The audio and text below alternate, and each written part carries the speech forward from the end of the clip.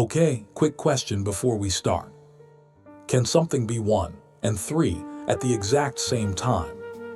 Sounds like a trick question, right? Like something a riddle-loving wizard would ask you before letting you cross a bridge. But for over 2 billion Christians around the world, this isn't a riddle.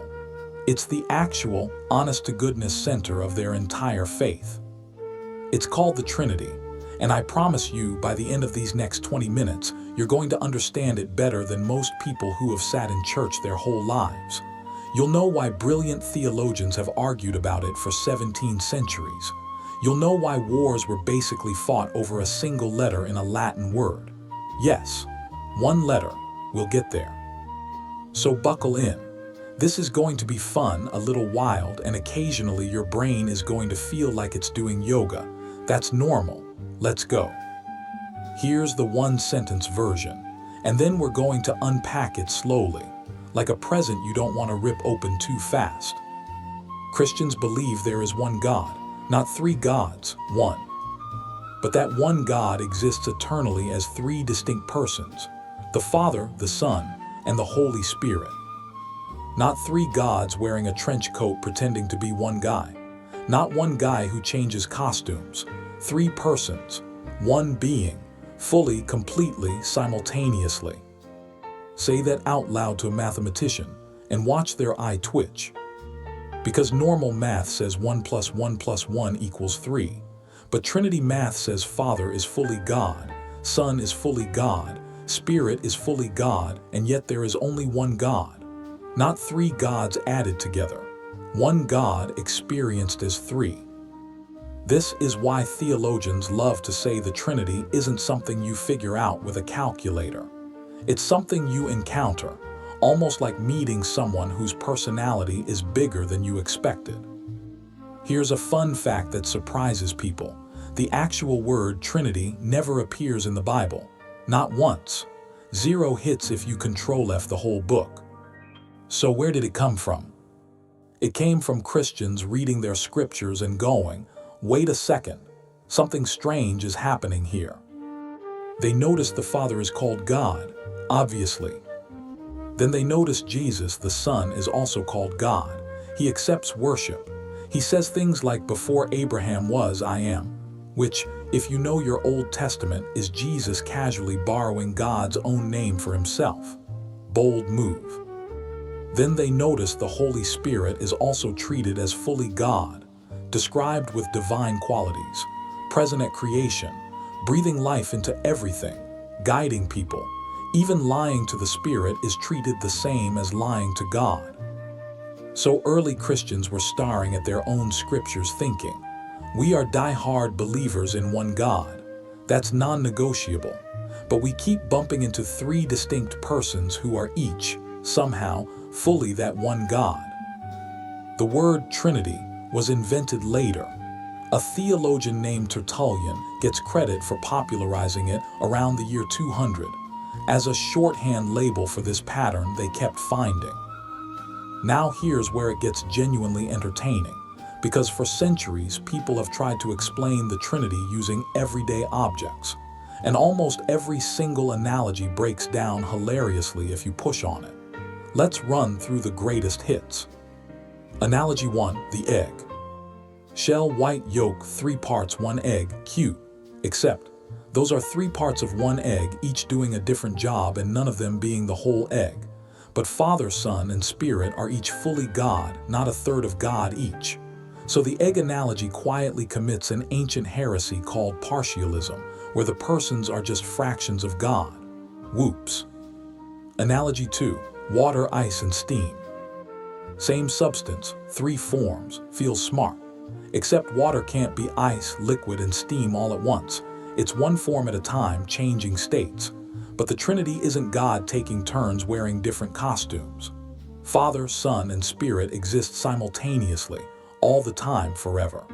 This mistake even has a name. It's called modalism, and we're going to meet it again in a few minutes because it caused a genuine church-splitting controversy.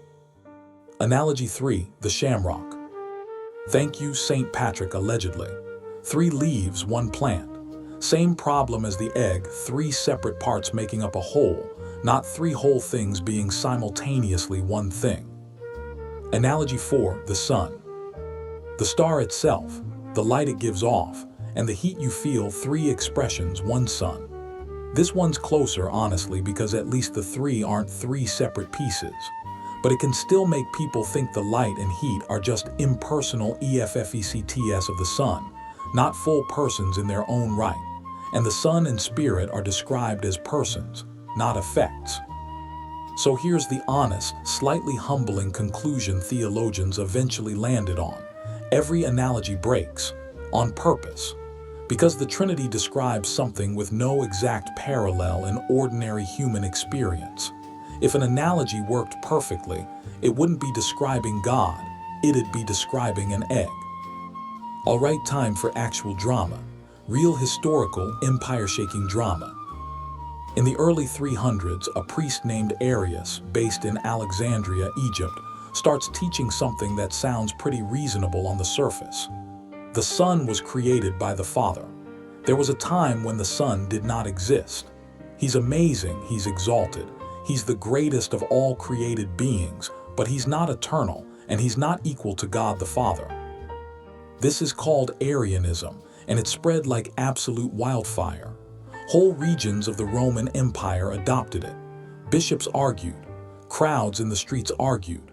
Legend says even the local bread sellers and bathhouse attendants were debating the nature of Christ while doing their day jobs. That's how big this got. So the Roman Emperor Constantine, who wants his empire unified, not fractured over theology, calls together bishops from across the Christian world in the year 325 in a city called Nicaea. This is the famous Council of Nicaea. And the fight comes down to, I am not exaggerating, one letter. The question was whether Jesus is homoousios with the Father, meaning same substance, or homoousios, meaning similar substance. One letter, an I, that's it. That single letter is the difference between Jesus is God and Jesus is like God but not quite. The council ruled in favor of homoousios, same substance, fully God, eternally begotten, not created. Arius and his teaching were declared outside Orthodox Christianity. And this is important, the fight didn't end there. Arianism kept bouncing back for decades. Emperors flip-flopped. Bishops got exiled and unexiled depending on who was in charge. It took another council in Constantinople in 381 to really nail down the fuller picture, including the divinity of the Holy Spirit, before something close to the modern doctrine of the Trinity was formally locked in.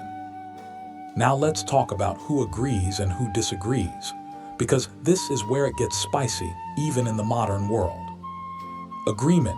Catholics, Eastern Orthodox, and the vast majority of Protestant denominations, Baptists, Methodists, Lutherans, Presbyterians, Anglicans, Pentecostals, all affirm the Trinity as classically defined.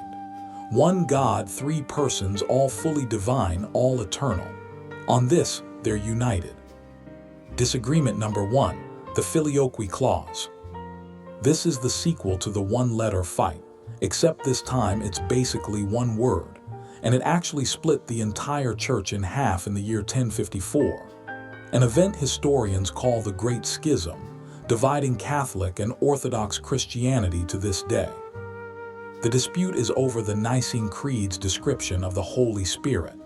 Does the Spirit proceed from the Father, full stop, as the original Greek version says, or does the Spirit proceed from the Father and the Son, which is what Filioque literally means in Latin.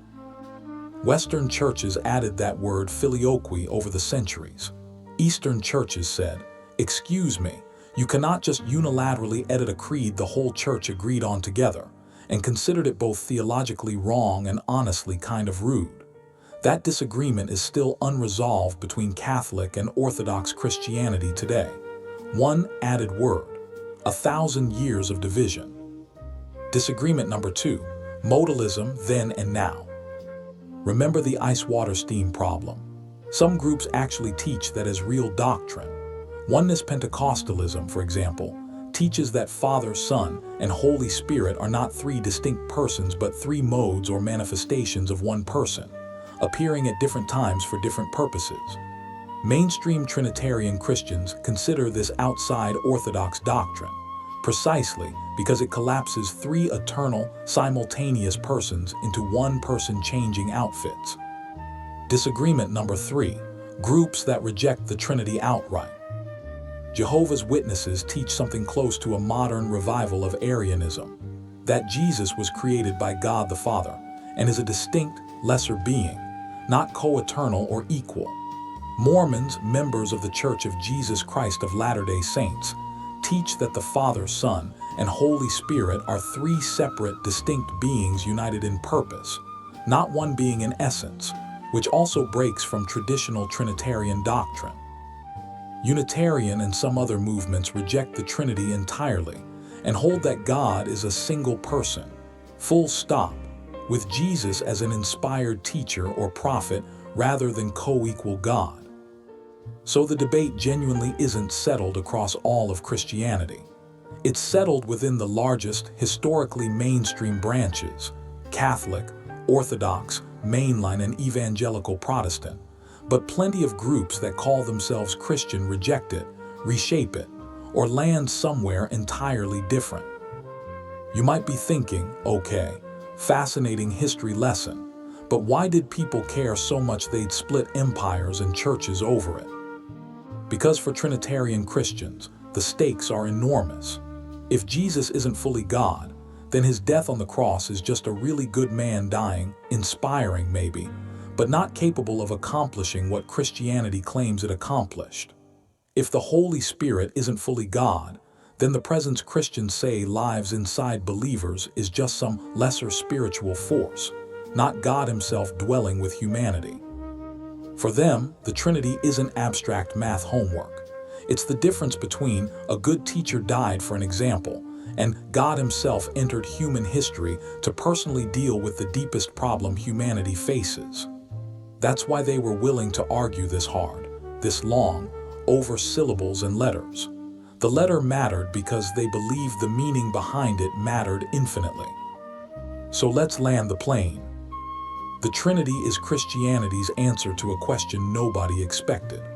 What happens when you take a fiercely monotheistic faith and then encounter a Father who is God, a Son who is God, and a Spirit who is God, all at once, all fully, none of them optional? The answer the mainstream church landed on after centuries of debate, one council in 325, another in 381, and a permanent split in 1054 over a single added word, is this: one God, three persons, co-eternal, co-equal, not three gods, not one person in three costumes, not one leader with two lesser assistants. Every analogy, the egg, the water, the shamrock, the sun, gets you partway there and then quietly falls apart. And honestly, most Christian theologians will tell you that's the point. If you could fully explain God with a kitchen appliance, he probably wouldn't be God. Whether you walk away believing it, doubting it, or just enjoying it as one of history's most fascinating theological plot twists, you now understand it better than most people who have heard the word their whole lives. You know the one-letter fight. You know the one-word schism. You know who agrees, who disagrees, and exactly why they care so much. And that, my friend, is the Trinity, one of the oldest, strangest, most argued about ideas in human history.